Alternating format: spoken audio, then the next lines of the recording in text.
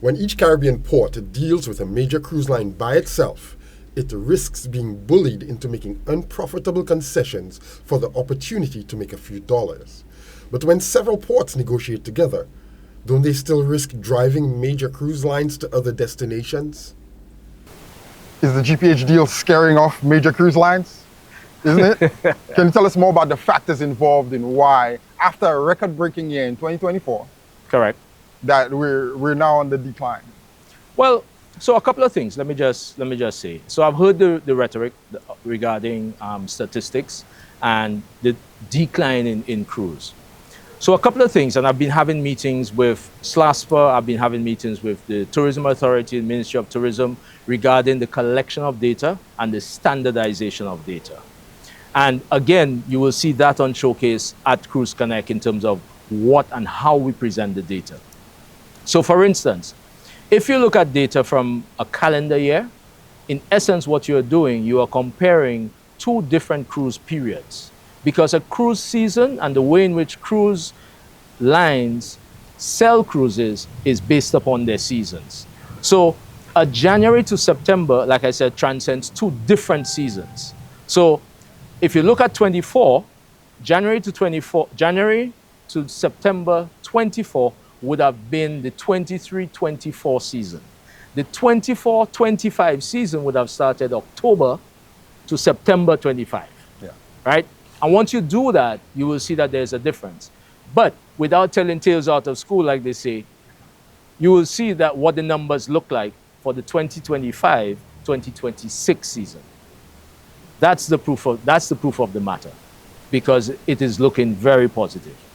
If he's right, by next quarter the numbers will back him up. But more importantly, he says, is that because of affiliation with GPH, Caribbean ports like Castries are no longer isolated small fish being preyed on in their own Caribbean sea. Now, with a partner like Global Ports Holding, we are now in a position, as we manage more destinations in the Caribbean, to now work with cruise lines to establish itineraries. So it's not Saint Lucia going it alone, it's not Antigua going it alone, but we can now put an itinerary together. We meaning Global Ports Holding, operate in Nassau, we operate in San Juan, we operate in Antigua and Saint Lucia. Even so, the Southern Caribbean destinations operate at a severe disadvantage because it takes at least a week and a half for a cruise ship to reach a destination like Saint Lucia from a port like Fort Lauderdale. How does GPH plan to overcome this costly and unchangeable geographic hurdle? San Juan is a vital home port for us in the Caribbean because we are part of the Southern Caribbean. It takes 10 days sailing from Fort Lauderdale to visit us. Again, if you follow the industry, the pressures that are being put on cruise lines to reduce their carbon footprint, it means that to steam from Fort Lauderdale to get to here in 10 days means they are running their engines hard. It means they are burning more. They are now emitting more noxious fumes. So what they're doing, and you have to look at the industry, what they're doing is going to shorter cruises. So the northern part of the Caribbean will get more numbers, right, if they're sailing out of Fort Lauderdale. But with us as GPH putting in the necessary infrastructure in Puerto Rico, which required that and lost a lot of its home porting business, it means it augurs well for us in the future. Because now we can bring Nassau Cruise Port,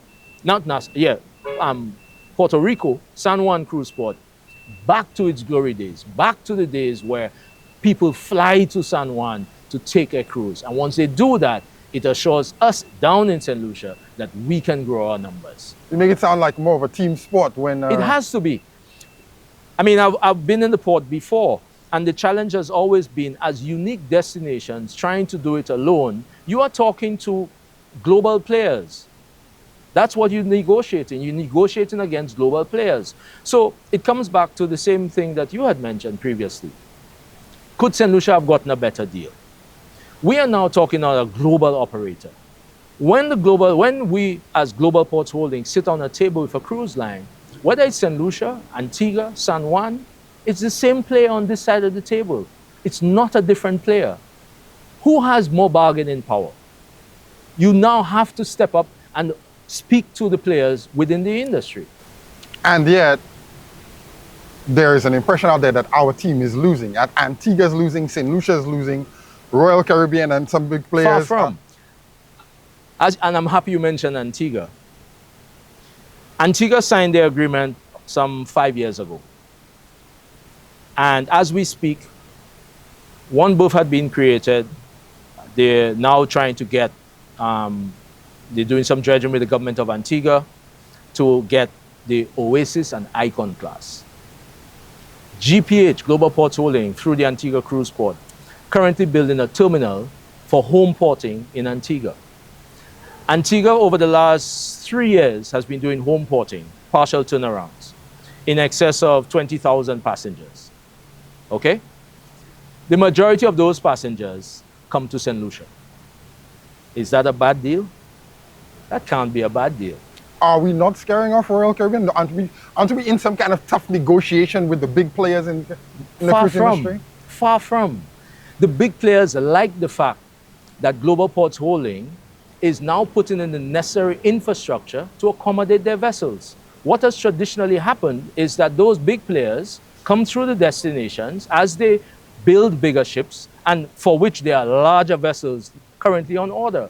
What they do is they come through the destinations and say, I have a big vessel, but I can't come to you.